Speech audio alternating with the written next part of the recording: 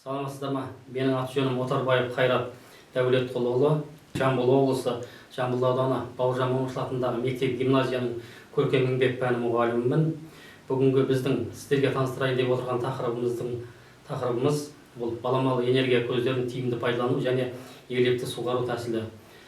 Елбасымыз Нұрсұлтан Әбішұлы Назарбаев өзінің 2050 стратегиясында былай деп атап өтті.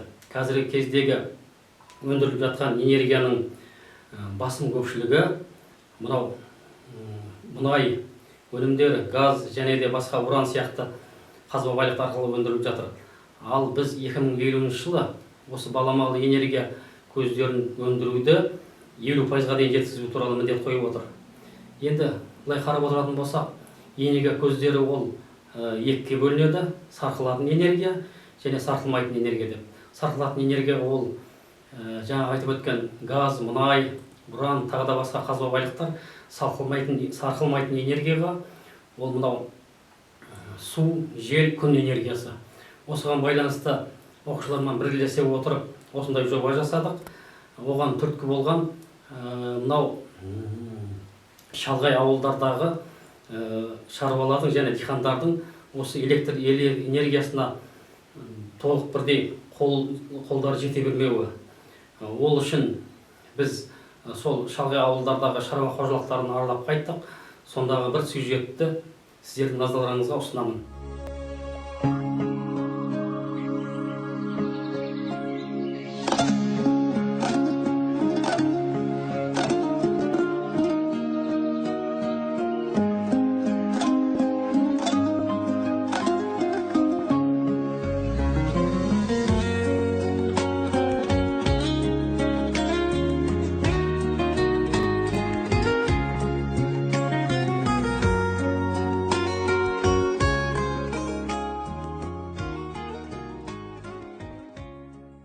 Шаруа қожалығын ашқаныма да 2 жыл болды.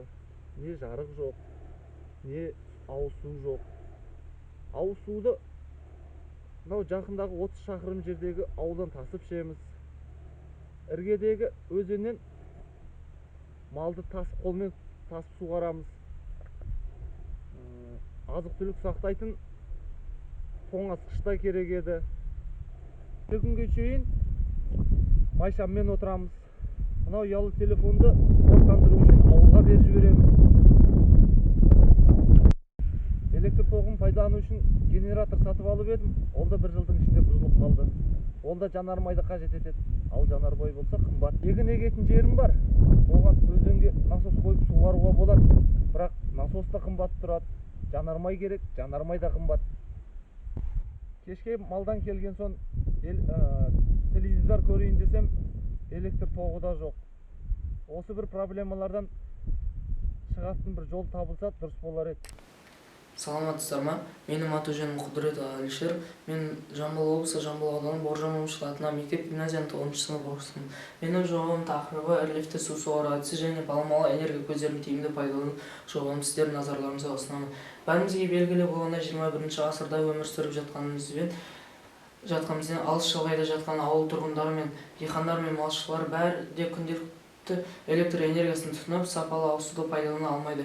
Ағын су болғанмен оларды тиімді пайдаланбайды. Бұның бірден-бір себебі ағын судың төмен деңгейде болуы және ағысының баяу болуында. Олар үшін электр бағаналарын орнатып, сын тарту және су мәселесін шешу шаруалар үшін де, мемлекет үшін де экономикалық тұрғыдан қарағанда тиімсіз болып есептеледі. Шаруалар бұны өз беттерінше шешуде өздерінің қалталарынан қаражат шығарып немесе мемлекеттік бағдарламалар аясында іштен жаңа қозғалыстарын, жел генераторларын, күн батареяларын орнатуда. Бұның бәрі экономикалық тұрғыдан қарағанда мемлекетке тиімсіз болып есептеледі. Ал менің ұсынып отырған баламалы энергия көздерін тиімді пайдалану жобам жасалу жағынан және қолдану жағынан оңай және құрастыру үшін аса біліктілікті қажет етпейді. Бұны шаруалар өз беттерінше шешуде. Электр энергиясын өндіру. Біз электр энергиясын өндіру үшін ағын жатқан суға қалақша орнатамыз. Қалақшаны генераторға білік арқылы жалғаймыз. Қалақша судың ағысымен қозғалысқа түсіп, генератор электр энергиясын өндіреді. Өндірген электр энергиясын тұрмыс қажеттіліктерге немесе басқа жатырмыз. Сонымен қатар біз жел генераторын орнаттық. Бұл жел генераторының басқалардың ерекшелігі арнайшылықтар арқылы баяу соқтырған жерде электр энергиясын өндіре алады. Және де шатырға орнатылған күн батареясы бұл да қосымша энергия көзі ретінде болып табылады. Ал менің бұл жердегі ең басты жаңалығым электр су сорғы әдісі.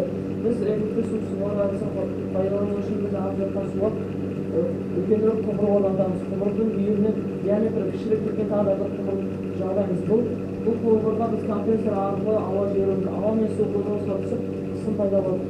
Ал енді біз компрессорды іске қосу үшін желден, күннен, судан және де су қалақшасынан алынған энергия көздеріне компрессорды механикалық қозғалысқа түсеміз.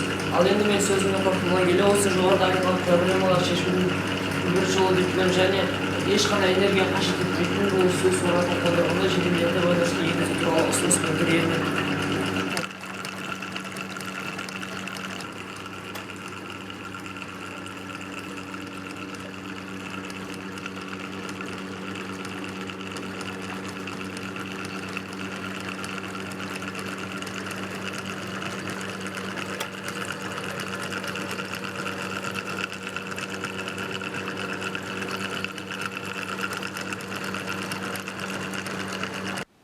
Мінекей өздеріңіз көріп отырғандай, шалғайдағы диқандар мен шаруа қожалықтарының бәріне бірдей күнделікті электр энергиясын тұтыну мүмкіншілігі жоқ.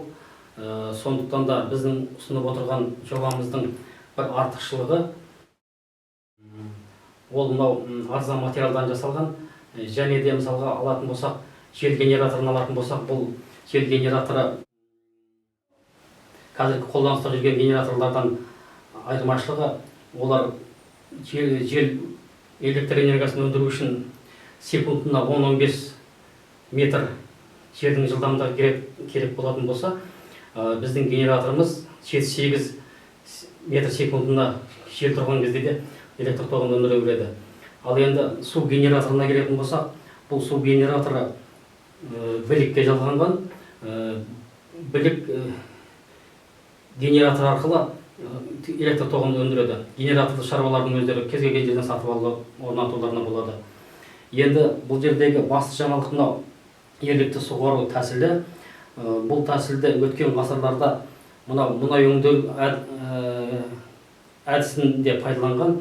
Ол кезде мұнаймен ілеспе газдар қоса шығатын болғандықтан, сол ілеспе газдарды мұнай өңдеу әдісінде, айдау әдісіне пайдаланған. Біз соны су сору әдісіне пайдаланып отырмыз.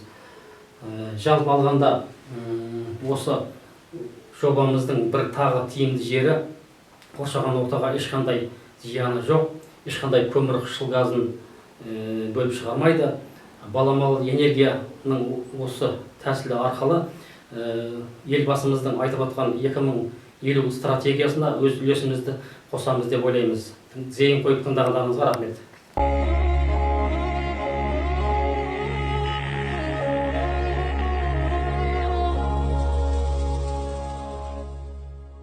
Ана жерден қоямыз былай. Үш жерге неғылған кезде былай алып, былай қарай кетеді.